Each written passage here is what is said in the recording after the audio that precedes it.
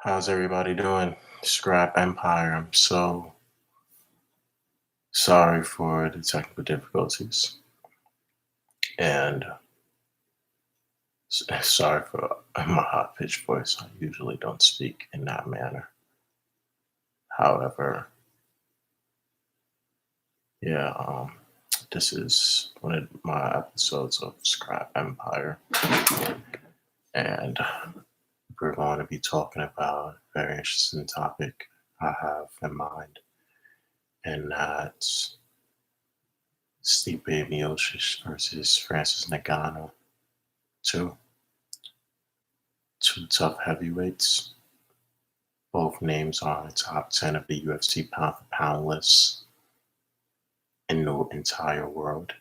The UFC is the most respected mixed martial arts league in the entire world after Pride, Bellator, and One Fighter Championships, and One Fighter Championship. Of course, with other Muay Thai leagues and Brazilian Jiu-Jitsu leagues as well, the UFC is premier league in terms of just combine all of the mixed martial arts together. Now, when I observed Francis Ngannou and Cain Velasquez, Francis Ngannou is a tough guy from Africa. Forgot which country, but the guy has the power of a Mike Tyson times 100.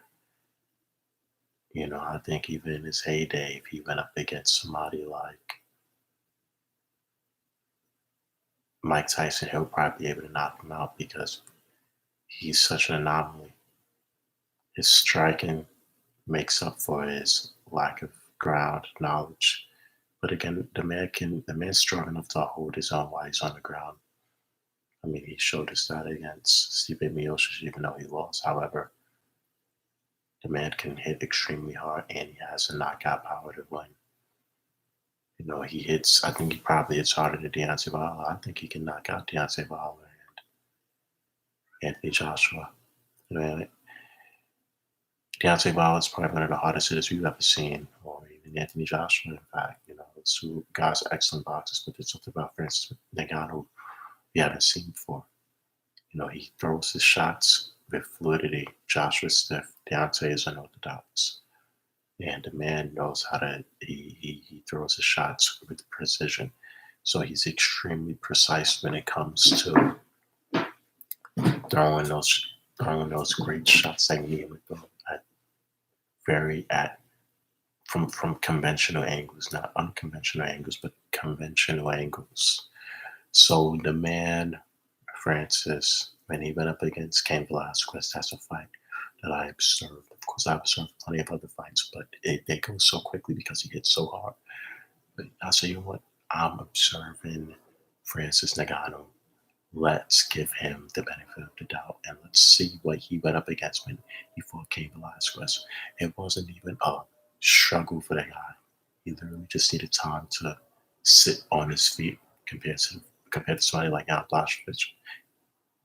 Even though Jan Blachowicz is just a way stronger guy in terms of being able to hold his own on the ground. That's for another day. Francis Ngannou just needed to stay composed. He just stayed composed and he kept a disciplined posture and was immediately able to get the knockout that he aspired to get. Now, when I was watching Joe Rogan's podcast, with Francis Ngannou, featured on it, the man used to shovel sand for hours and hours and hours while he was in Africa. And certain countries in Africa, especially where he's from, can be extremely hot. And he spent hours and hours in the sun in hot weather just shoveling sand. And he was doing this from the time he was a little boy. So what type of natural power do you think a person is going to develop with shoveling sand in that environment, and just being, just he succumbed to a rough background. But again, it made the man stronger and it made him resilient to develop that natural raw power that he has today. And the guy is he just has so much mass and strength behind those punches. It's literally like a brick. It's like he attached his hands to a brick in order to take advantage of people just by throwing shots with so much, power. It's amazing. Reminds me of Chuck Liddell, but I think he's a way harder hitter than Chuck Liddell. We all know how hard Chuck Liddell hits. But my point is, Francis Ngannou, incredible puncher. Now, when we saw Stipe Miocic go up against Daniel Cormier in 2019, and while Stipe Miocic was still a contender in the heavyweight division and willing to develop his reputation to strive for the heavyweight glory and to strive for the heavyweight crown. We all know how difficult that was for Stipe Miocic because he was an underdog. Not an underdog, but people weren't expecting him to win how he did against Daniel Cormier. That's what won me only because Daniel Cormier, All American wrestler, heavyweight champion, light heavyweight champion for John Jones, Alexander Gustafsson. He just has a lot on his resume to, and he has a lot on his resume to to take pride in. And he has plenty of accolades to shut the critics up. Even though he lost to John Jones, he still has a lot on his resume. The man's still a champion. When I saw him fight against Daniel Cormier within the first couple of rounds, it was extremely surprising to see how many shots Daniel Cormier was able to get over him. If and he knocked and Daniel Cormier lost in round four. However, if it would have went the distance, Cormier would have won the fight. He was more effective on the ground. He actually landed more significant strikes while he was going toe to toe. While he was going toe to toe with um, Stipe Miocic. It was incredible the way Hadjivic just coming and throws jab crosses. And Stipe Miocic is supposed to be manipulated and utilizing the distance that was given to him. Since he's a tall fighter, and we all know how much power the Croatian warrior possesses, but it seems like Daniel Cormier obviously figured him out. He was able to just walk in and just throw the shots that he wanted to, just taking advantage of the guy. I was actually concerned when I was watching the fight because there shouldn't be any reason in that you're that tall and you're that strong, you're letting somebody who's 5'10", even though he's a wrestler. It's like he was fighting your game. You were supposed to be the Steve Thompson, and he was supposed to be the Kamaru Usman. He was supposed to just stick to your game, but I was just extremely surprised. It was like the man wasn't even willing to stick to his game. He wanted to come to your world and show you how he can adjust and show you the ability to adapt regardless of what situation is being bestowed upon you. So Cormier also exemplified massive amounts of strength. It's easily being able to grab the guy and throw him around. We all have to remember, even though Daniel Cormier lost, he's still an All-American wrestler. He has the mass to pick up anybody and to allow people to come to his world. But again, the man can also strike pretty good as well. Not decent, but the man can strike pretty good. If you look at the fight, look at how many jab crosses he's getting over Stipe Miocic. The man was bleeding, I think, on one of the side of his faces. It was incredible. But back to my point, we all know that Croatian warrior possesses the power unlike no other. So around round four, Cormier is still trying to get the 1-2. See, that's why there's a saying, even though this is a mixed martial arts channel, I have a lot of experience, I have a lot of information on the sport of boxing. Even though I don't watch it because I believe it's a dying sport, you all have to remember, all it takes is one punch. Or there's another saying, one punch, or you can translate this in MMA world, one strike can change a whole entire fight.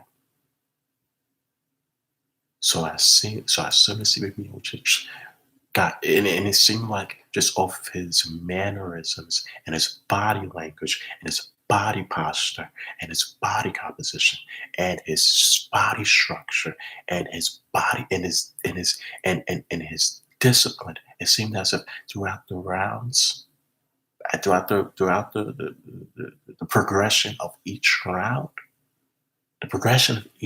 he seemed to be getting stronger. It seemed as if he was able to develop a higher pain tolerance to deal with those 1-2 shots because he knew that he had the power.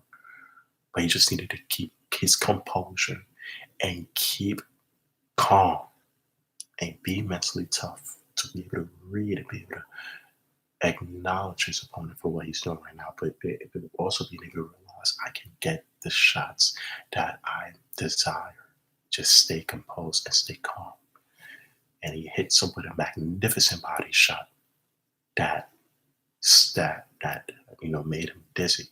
And after the body shot, it was a jab cross. And as soon as he got to the ropes, that's when he took complete and full advantage of Daniel Cormier and was able to successfully get the technical knockout. And that's how he achieved back to the heavyweight glory.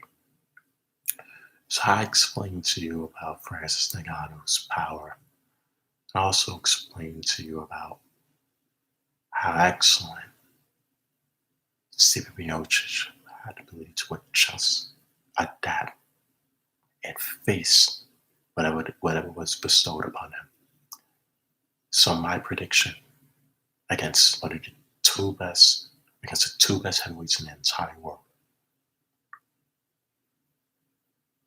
I believe Francis Ngannou is going to get knocked out this upcoming fight.